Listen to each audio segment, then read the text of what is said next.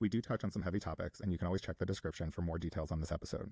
The Turtz podcast and content in this episode is presented solely for informational, educational, and entertainment purposes.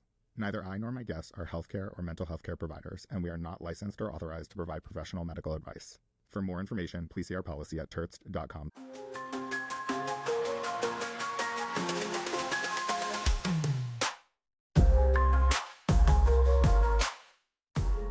From Selling Sunset to Selling Miami, you may know her as the peacekeeper or her forte for telling it like it is. Maya, welcome to TURTZED. Thank you. What's forte mean, by the way? I honestly, I didn't know what it means, forte. It's like your specialty. Yeah, your set skill, as Jason's saying. Yeah. Thanks for having me. Of course.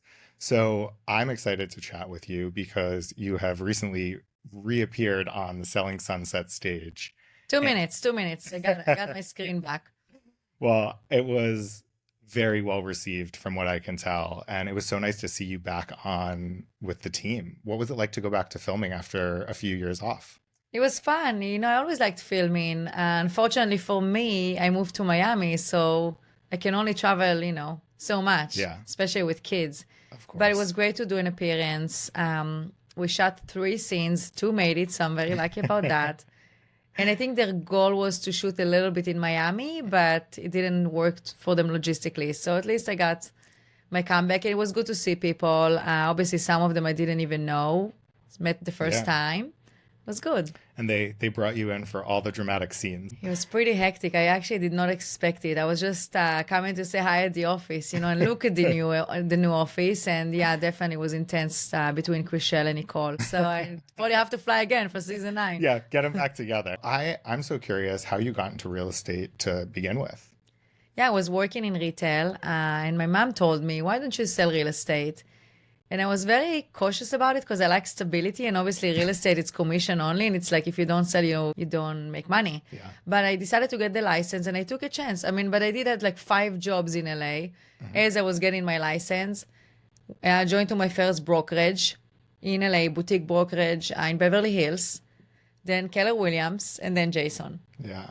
And how long were you with Jason? When did you first begin with him? Yeah, I remember like my second year in real estate, I was, doing door knocking. I didn't have money to invest in marketing, so I was door knocking a lot. It was free. And I saw beautiful marketing packages in the doors up in the hills from Jason Oppenheim, the Oppenheim group. And I was like, how am I going to compete with this guy? And then he actually randomly messaged me on Facebook at the time. And he's like, hey, I opened my new office. Why don't you join? It's just me, Brett, and Graham Stefan, big YouTuber guy. It was just the 4 of us. So I was the first lady.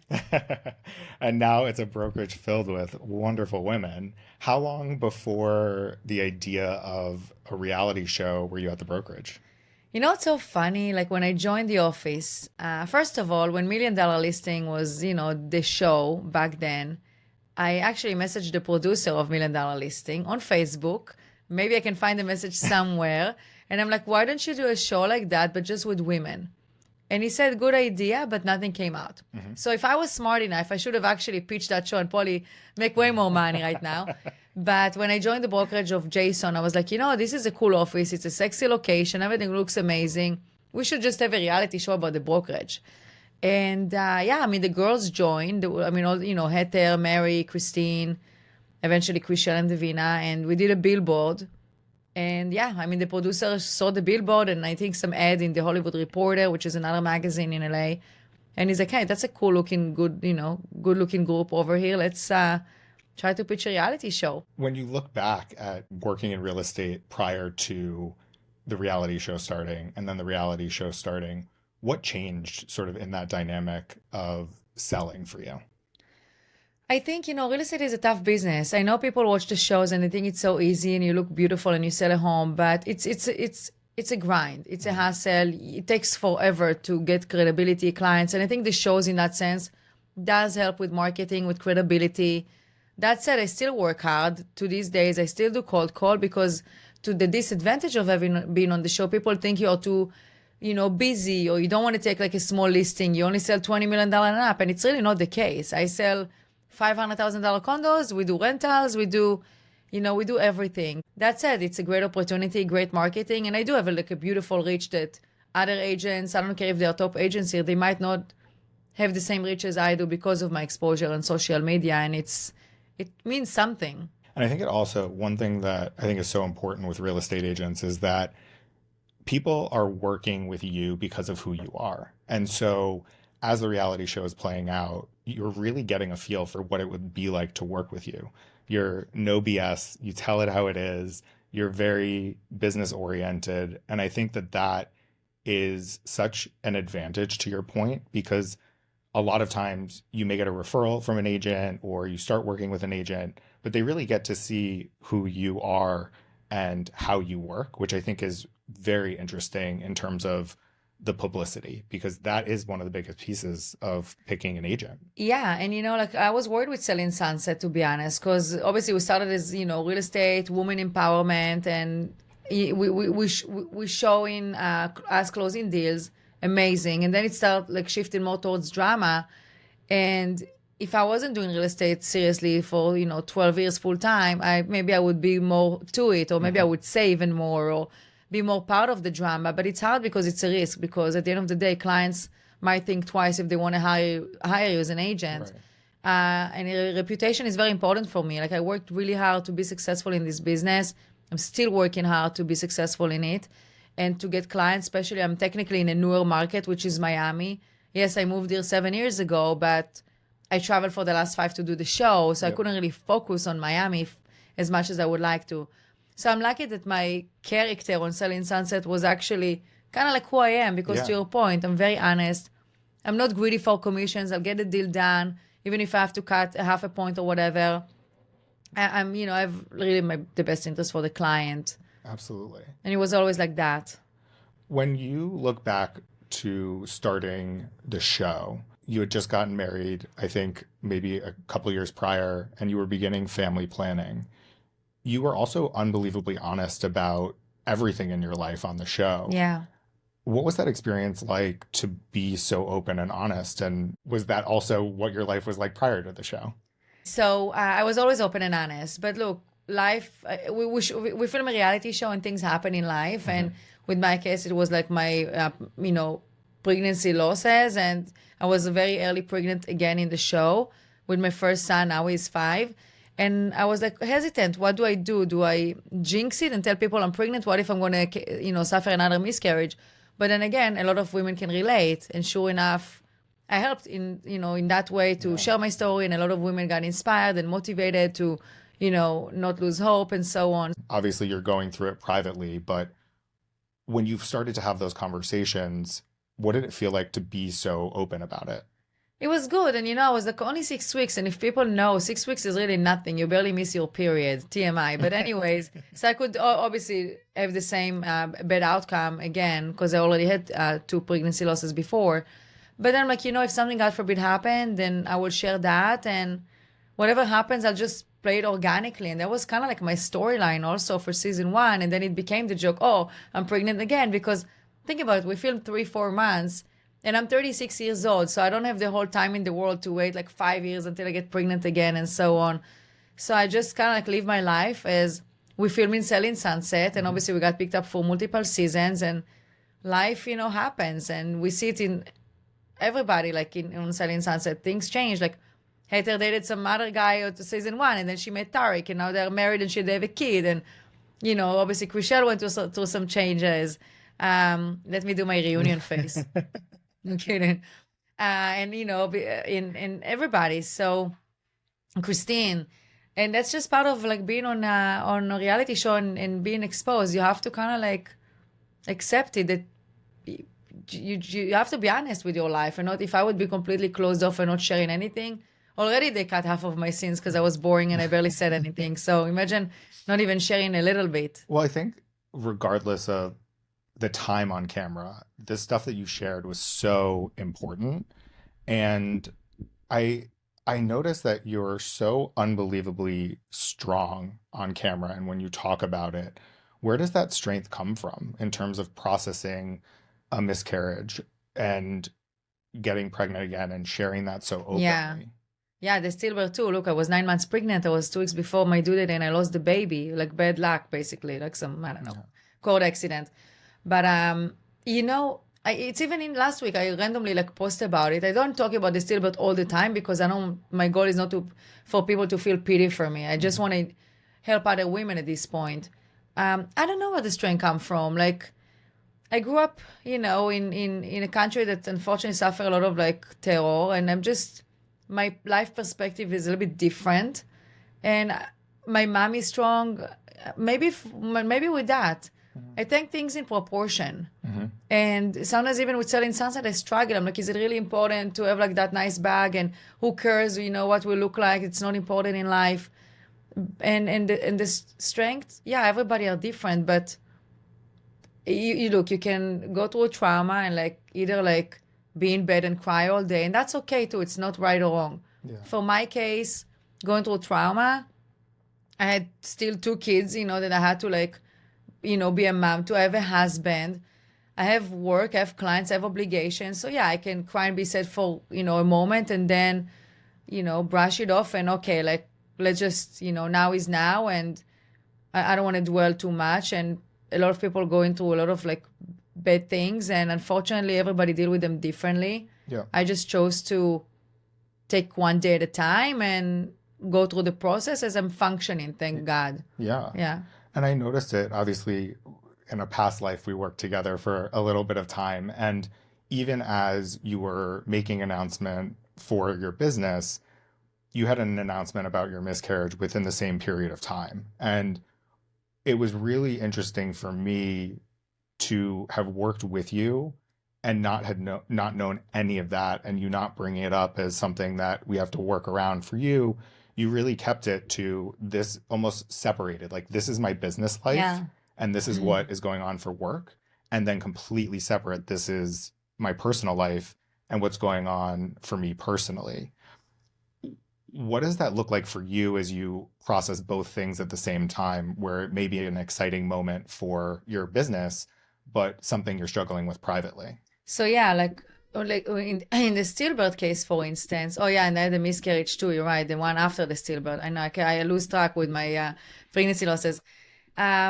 I know it's hard, and I was like, as I'm going through a miscarriage, I'm driving to do showings for a client, because at the end of the day, like I'm independent. Yes, I can have someone on my team maybe to do it, but if I can be available and I can dedicate my time to the client, I don't think it's fair to the client either. I know I'm going through a personal situation, but at the end of the day, I do separate them, and I can go home and be sad about it and maybe read a book about it or listen to a podcast about some losses and traumas. And then that's separate. And then my business is my business. Yeah. I don't know where the strength comes from. I just don't know. Like I'm very resilient when it comes to stuff like that. You are. And as you were talking about it in the beginning, you were saying that it comes from your outlook on life. How would you describe that outlook? Look, I mean, unfortunately, and the situation right now in the world, we're dealing with war. Israel, and people in Gaza are suffering, and, you just have a lot of suffering and pain. And it's a very bad reality to live in. And I wish in ideal world that I wouldn't have to, be in that mentality, and like that's maybe someone is about to stab you or like blow on you, and suicide bombs. And that was my childhood as growing up, just like nonstop terror. In ideal world, hopefully it would be peace. I want to be optimistic about it, but we'll see what happens in the future. So I think that's kind of like my reality. So it's never like about show off and materialism, and it's just more about important things in life, that things can happen any moment. I think something interesting in what you said that resonated with me was the feeling of living in a world where there are things that you can't control, and of the things that you can control, trying to make them the best that they can be, and understand that there are difficult situations. And for me, when I lost my grandmother, you had sent me a text about grieving. And I think that as you experience those things and you have people reaching out, it meant so much for you to have shared a personal experience with me, as well as a little bit of a way that you worked through that. And I think the more that we do that, the more that we understand that there are things in the world that we can't control, but we can be there for each other. We can be there to support each other. It's not going to balance it out, but at a certain point, it's the only thing that we can control, and connecting in that community. You know, I'm a strong person, right? But when I was 9 months pregnant, I had to obviously deliver a dead baby, and I had to do a burial and everything for my baby. So, I mean, yes, people will say, oh, well, you know, you didn't know the baby, but it was still like a little human being that I had to bury and deal with like a loss that I didn't drive from the hospital with a happy, you know, moment. So I grieve, right? And obviously the pregnancies, the miscarriages are in a way a grief, but the burial of the baby, that's like physical, and it's like a whole new level. So I become very sensitive after that. And then I realized I lost a grandparents too when I was younger, but I realized like what people going through pain and grief. And I think that's why I'm just more sensitive to things. And when people tell me they lose someone, I can understand their pain. Mm-hmm. So I try to be there for people who, I mean, I'm going to see my gyno actually in 2 days, not because I'm pregnant, I'm just doing my annual thing, but she lost her mom a few months ago. And I actually have an extra book that I bought for her. It's called Grief One Day at a Time. Every day you open a book, you open a page by the date, and you just like, there is a page there, and you just read, and it helped me. So I'm trying to do it for others. I highly recommend that book, by the way. I should have bought you a copy because I have like 4 copies at home that I order, so I will have in advance for people who are going through loss. Yeah, I don't know. I can, you know, understand the pain. As you process that grief and you were looking at your continued family planning, when you got pregnant again with your 3rd child, what was that experience like for you? Obviously, you have the strength and you knew what you wanted, but there's also this fear. How did you process all of that? Right. So after the stillbirth, I was 10 weeks pregnant, and I lost that, you know, I had a miscarriage. And then I told my husband, I don't know if I want to try again because it's another trauma on top of the trauma. Mm-hmm. But I couldn't let go of the fact that I'm missing my 3rd baby. Mm-hmm. So we did try again, and I got pregnant with Emma, and they just did a lot of checkups, like more ultrasound, more checkups, just to make sure, like, you know, I'm being seen more and being checked up more in case there is something off. So that, you know, gave me a little bit more confident. And I was like, what are the chances I'm going to have another stillbirth? Hopefully not. So I was obviously like more paying attention to movements and baby, you know, if the baby is moving. Mm-hmm. But yeah, it was like always like a little bit fear. I'm like, I cannot deal with another trauma like that. Like, I mean, I'm strong, but if God forbid something happened, I don't know I don't know how I'm going to deal with that. Absolutely. So seeing like what happening in the world, I'm like, I don't know how people move on and deal. I mean, I guess you have to. My mom always say like, life is stronger than everything. Like you kind of like, you have no choice but pick up the pieces and leave. But it's like, for a while after I lost my son, I was like, everything was great. And it was around Christmas time that it's the best time of, you know, to celebrate. But everything looks like, even the light, the Christmas, like everything will just look great. And over time, you know, one day at a time. I wouldn't tell people, it's going, you know, like just live one day at a time, because every day you can feel different with grief. You can be sad one day, you can be happy the next day, and that's okay. Absolutely. It's not right or wrong. I mean, even last week I shared like randomly on my Instagram, like, hey, if you're going through a loss or, you know, stillbirth, you know, I have list of resources. I think within like hours, I had like 15 emails in my inbox that people asked me to share with them list of resources. Like, yeah, therapy, group therapy, books, you know, all these organizations that can help. So, you know, this I can help a little bit, right? A lot of times it can be healing to share your story and help someone else. 100%. Again, it's the connection that we all have. And I think it's so great that you have shared so much and brought such strength and positivity to our TVs and sharing your story.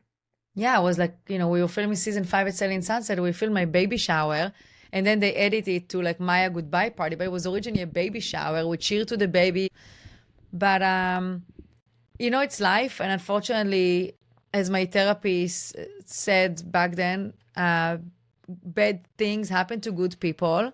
And sometimes we're trying to find the reason why. And there is sometimes no reason.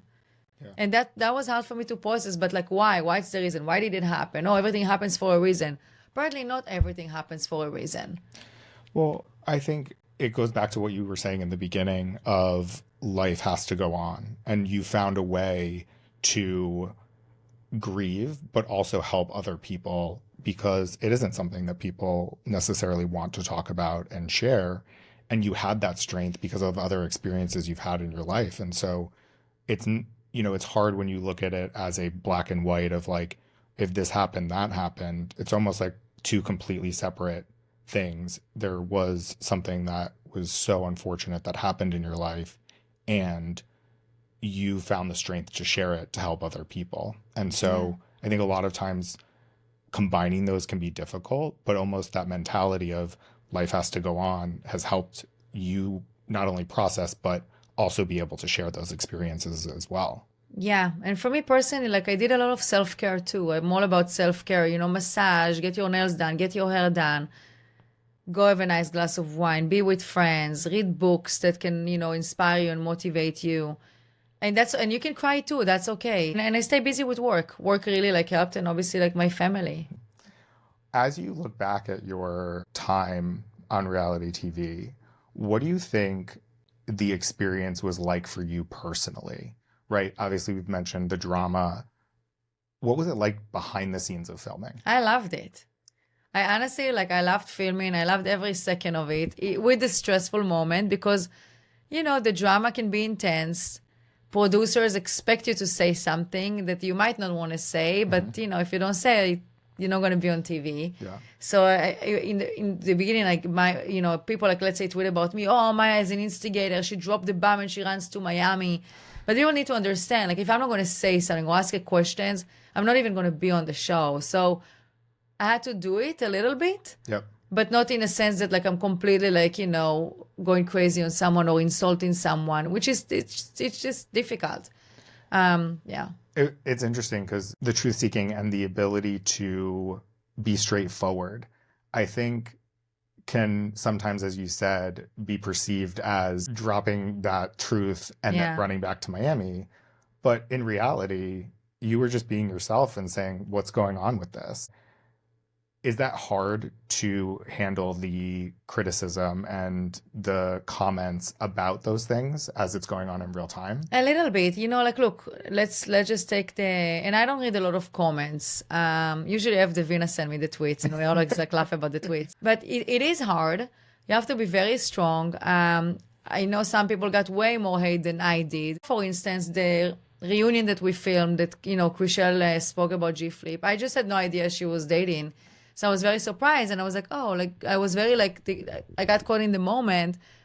And people tweeted, I'm like, oh, Maya is so conservative. She's, they even, one Twitter was like that I'm homophobic. And that really bothered me because it's really not the case. I think one of the interesting things about that situation, having known you, the look is you processing in real time. And I think sometimes the perception of what's happening on TV and the cut of the angle of who's doing what and what a facial expression says, assuming the worst and saying, oh, all of these negative things were coming out of that, you were finding out in real time. And I did. And the other people knew. And you know what? Well, the reunion back then, we filmed for 6 hours. Yeah. And half of the 6 hours were talking about Jason and Christian's relationship. And she was crying. He was crying. It was very emotional. Yeah. And then she was like, well, I met someone and I had no idea. So I was like that. I was very surprised. And then, but it's fine. It became a meme and everybody laughed at it. And now I laugh at it and she laughs at it. But she knows the truth. I mean, I don't care. I think everybody should do what makes them happy. Absolutely. I don't care who they date. It's not my business. When you stepped away, was that hard? It was hard, but at the same time, I saw that little by little, my scenes were, getting cut, less real estate, more drama, more provocative. It's just not me. Yeah. And flying every week, to film a show and film a couple of days, and then, the scenes don't even make it to the edit. And nothing against the producers, but they had to make a decision what's going to get, I guess, attention to the viewers. Right. And, I suffer, obviously, the loss. And I'm like, I want to be with my kids, with my husband. I'm in Miami. I cannot even do real estate full time as much as I would like to because I'm flying every week to LA, and it's time consuming filming a show. You're really in the show, everything is around Selling Sunset, And it's great, but at the same time, I would probably continue filming if I was being still in LA. Yeah. Unless they would fire me because they think I'm too boring. But I don't think you're boring. I think you just need your own setup. So if you were to describe the perfect reality show for you at this moment in your life, what would that look like outside of Selling Sunset? I would say like real estate in Miami, more real estate, maybe drama around real estate, maybe a little bit drama here and there behind the scenes, not with me, with the other cast. But I would say like more real estate drama. Like closing the deals and Clients. winning listings and clients. Yeah, a client die on you the day before closing. It happened to me.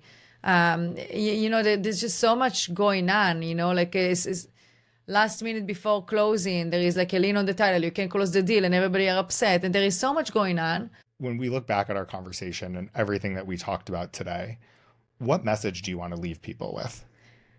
Wow. Okay. So if they ask you to be in a reality show, say yes and do it. And then,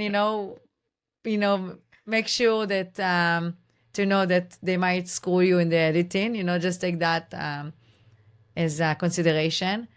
Now, if you're going through a loss, one day at a time, there is no right or wrong. Everybody grieves differently. And when you start in your real estate career, make sure you have 1 year of saving before, because you might take 1 year to sell a house or a condo. And everybody are buyers, so make sure to narrow down the bullshit. Well, it's interesting because those three kind of connect. It's all about one day at a time and controlling the things that you can control. And so each one of those three things actually is outlined by all of those, which I love, because they're very different and yet they're all very similar. The controlling things that you can control, it's so true. Like sometimes we get upset, we get mad, things happen, and it's like, we can't control it. Like if I could make a peace in the Middle East right now, it would be amazing, but I can't control it. So it's like, I'm getting so like fired up and emotional and upset, but I'm like, it's out of my control. Yeah. So anyways, but it's very true with everything in life. Same with clients. You can do your best presentation in a listing, and maybe they will choose someone else because, I don't know, they clicked better with someone else. So you did your best, you showed up, and it's okay. And I lost, like even with real estate, like I lost deals, I lost clients. I'm like, I lose one, I'm going to get another client. It's okay. As you're talking about this, I realized something that I struggled with for a very long time was who I was in business and at work was very different than the person in my personal life. And I spent a lot of time in therapy trying to figure out who I was and getting those two versions of me closer together. And what I've kind of realized from this conversation is that your authenticity and who you are is actually how you handle all of the situations in your life, personally, professionally. And I think that being able to lean into professional when stuff may be difficult personally, or lean into the personal when something may be difficult professionally, is really only possible when you are that authentic self every single day in both areas of your life. And I'm very also lucky because I have a great husband, great support system. I was in toxic relationships before. And I think it's also like what's going on in your personal life, right? Because that can affect your business as well. So I'm just very lucky and thankful for that. And I think that was part of the reason why I decided to, scale down with Selling Sunset. Because at the end of the day, I do have a husband, I have kids. Like, what's really important here? Well, I think that it's also commendable that it was more important for you to be on the show for you and have your husband not be on the show. Because I would imagine that there are times where that dynamic could make you question the relationship. And I would imagine that maybe some of the more toxic relationships in your life, they would have wanted to be on the show and be shown and featured. And I think that says a lot about your relationship with your husband, that he wanted you to be on the show and show your real estate career. And you do talk about how supportive he was, but you don't need to show that. It's just your truth, and that's beautiful. I don't have to put on Instagram, I love you so much, I love you, I miss you, I love you. Like, it's not about like, like I don't need to prove people, right, about relationship and other stuff. But yeah, like we have definitely great relationship, and I'm very lucky. Yeah. Very lucky. A lot of times you don't need to say it and shout it from the rooftops. People can feel it when they see a picture of your family, you with your kids, your husband with your kids. We don't need to talk about it to necessarily have it be true. Yeah, like even if I post a picture of him, let's say on a birthday, I'm like, oh, happy birthday to my, you know, whatever, my one and only or whatever, right? Like, I don't have to say, I love you so much and like million of emojis. And I'm like, I'll say to you in your face. Yep. Same thing with like I see on social media. It's like so fake sometimes. I'm like, it's so fake.